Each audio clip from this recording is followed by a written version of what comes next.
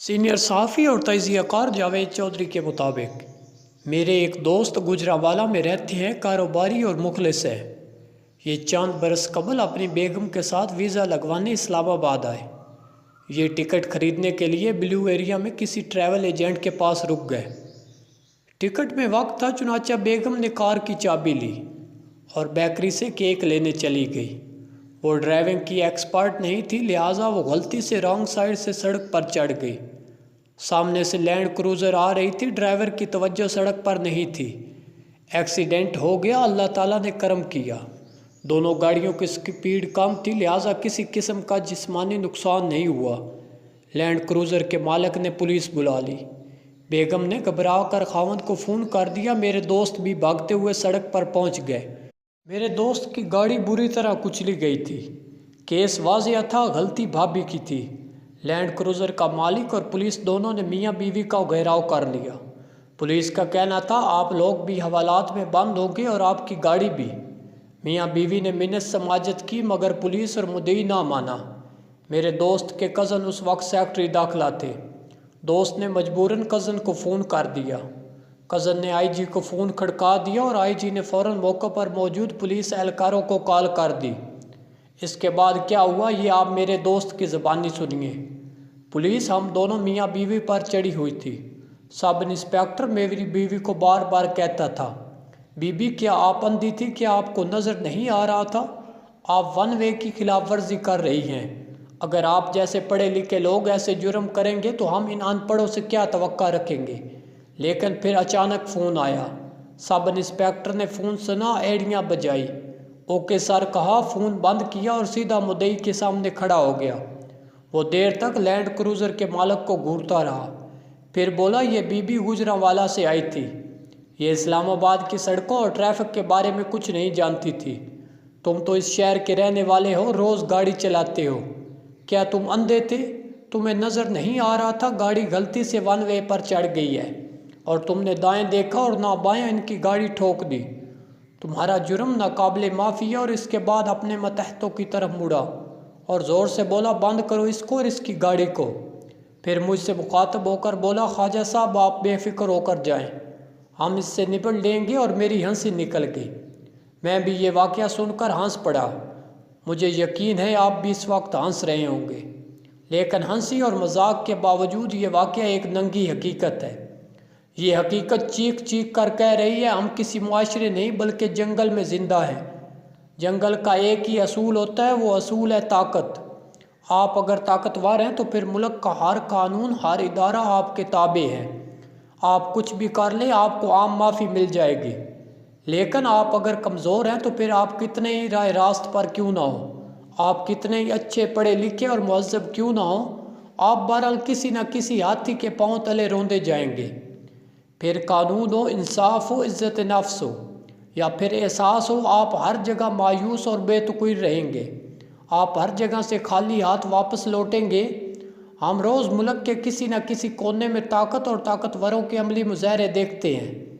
आपको साने साहिवाल याद होगा। पूरी दुनिया ने देखा किस तरह बच्चों के सामने पूरे ख़ानदान को गोलियों से उड़ा दिया गया। वज़ीर आज़म और सदर तक हल कर रह गए, लेकिन नतीजा क्या निकला? मारने वाले बेगुनाह भी साबित हो गए और ये इस वक्त भी अपने दफ्तरों में ताकत को एंजॉय कर रहे हैं, जबकि बेगुनाह और मासूम मिट्टी में मिलकर मिट्टी बन गए। वालिदैन की लाशें देखने वाले बच्चे सीने में दुख पाल कर ज़िंदगी गुजारेंगे। क्या इस वाक़े के बाद भी इस जंगल के जंगल होने में कोई कसर बाकी है? आप वकला के PIC के हमले को देख लीजिए। इस हमले के दौरान दिल का हॉस्पिटल टूट गया, 3 मरीजों की जान चली गई, पूरा मुल्क दुख में डूब गया। लेकिन आप अपनी आंखों से देखेंगे अस्पताल पर हमला करने वाले वकला अपने चैम्बर्स में बैठे होंगे, जबकि मरने वालों की हड्डियां कब्रों में गल सड़ जाएंगी। आप इसी तरह जनरल परवेज़ मुशर्रफ की सज़ा को देख लीजिए। सुप्रीम कोर्ट ने 2009 में जनरल परवेज़ मुशर्रफ के खिलाफ मुकदमा चलाने का हुक्म जारी किया। आसिफ अली जरदारी और यूसुफ रज़ा गिलानी अक्लमंद थे। ये अपनी औकात जानते थे, चुनाचा ये फ़ाइल को दराज में रख कर भूल गए। मियाँ नवाज शरीफ आए और ये हैवी मैंडेट और वोट की इज्जत जैसी गलत फहमियों का शिकार हो गए। فائل کھولی، سپریم کورٹ سے اسپیشل بینچ بنوایا، جنرل پرویز مشرف کے خلاف کارروائی شروع کر دی۔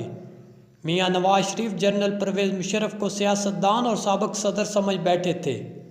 یہ اس غلط فہمی کا شکار ہو گئے تھے کہ لال مسجد اور نواب اکبر بگٹی جیسی غلطیوں کی وجہ سے جنرل مشرف فوج میں پاپولر نہیں رہے اور اب ان کے ساتھی بھی انہیں ناپسند کرتے ہیں۔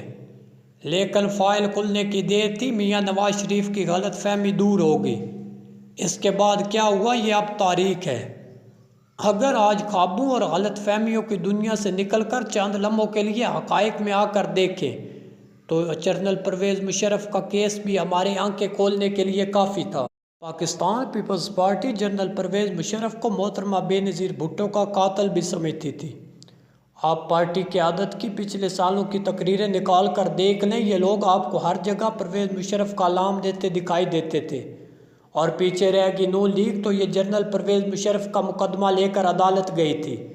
میاں نواز شریف اس مقدمے کے لیے بہت بھاری قیمت بھی ادا کر چکے ہیں، لیکن تینوں پارٹیوں کی شبہ روز محنت اور دعاؤں کے بعد جب یہ مقدمہ 17 دسمبر کو منطقی نتیجے پر پہنچا تو کیا ہوا؟ یہ تینوں پارٹیاں 17 دسمبر کی سپیر خوش تھی۔ نون لیگ اسے اپنی کامیابی سمجھ رہی تھی، پاکستان پیپلز پارٹی عدلیہ کو داد دے رہی تھی اور تحریک انصاف شادیانے بجا رہی تھی۔ وزراء ایک دوسرے کو مبارکباد پیش کر رہے تھے، مگر پھر شام 6:15 بجے اچانک ڈائریکٹر جنرل ISPR کی طرف سے فیصلے پر رد عمل سامنے آ گیا۔ چند منٹوں میں صورتحال بدل گئی۔ پاکستان پیپلز پارٹی، نون لیگ اور تحریک انصاف تینوں پارٹیاں میڈیا اور سوشل میڈیا سے غائب ہو گئی۔ حکومت نے اپنے ترجمانوں کو فیصلے پر تبصرے سے روک دیا۔ نون لیگ اور پیپلز پارٹی نے چپ کا روزہ رکھ لیا۔ وکلاء نے تفصیلی فیصلہ آنے تک گفتگو سے انکار کر دیا۔ پارٹیاں ٹیلی ویژن شوز تک سے غائب ہو گئی۔ ہمیں اب فکری مغالطوں سے نکل آنا چاہیے۔ ہمیں اب حقائق کو حقائق مان لینا چاہیے، اور حقائق یہ کہتے ہیں عمران خان اپنا پورا زور لگانے کے باوجود اپنی حکومت میں میاں نواز شریف، میاں شہباز شریف اور آصف علی زرداری کو قید میں نہیں رکھ سکے تھے۔ میاں برادران لندن میں چلے گئے تھے اور آصف علی زرداری کے لیے ایئر ایمبولینس بک کرائی گئی تھی۔ مولانا فضل الرحمان بھی محتاط رہے تھے۔ عمران خان یہ ساری حقیقتیں مان لیں، لیکن ان کے باوجود ایک حقیقت اور بھی ہے۔ ہم بدقسمتی سے اس حقیقت کو فراموش کر بیٹھے ہیں۔ وہ حقیقت ہے معیشت۔ ہمیں جلد یا بدیر ماننا ہوگا، ریاستیں طاقت سے نہیں چلتی، معیشت سے چلتی ہیں، اور معیشت خوف میں نہیں پنپتی۔ اس کے لیے قانون کی زمین، انصاف کی ہوا اور بے خوفی کی روشنی چاہیے ہوتی ہے۔ ہم ہر روز اپنے حصے کا سورج، اپنے حصے کی ہوا اور اپنے پاؤں کی مٹی برباد کرتے چلے جا رہے ہیں۔ ہم دلدل میں دھنستے چلے جا رہے ہیں، ہمارا سفر پاتال کی طرف جاری ہے۔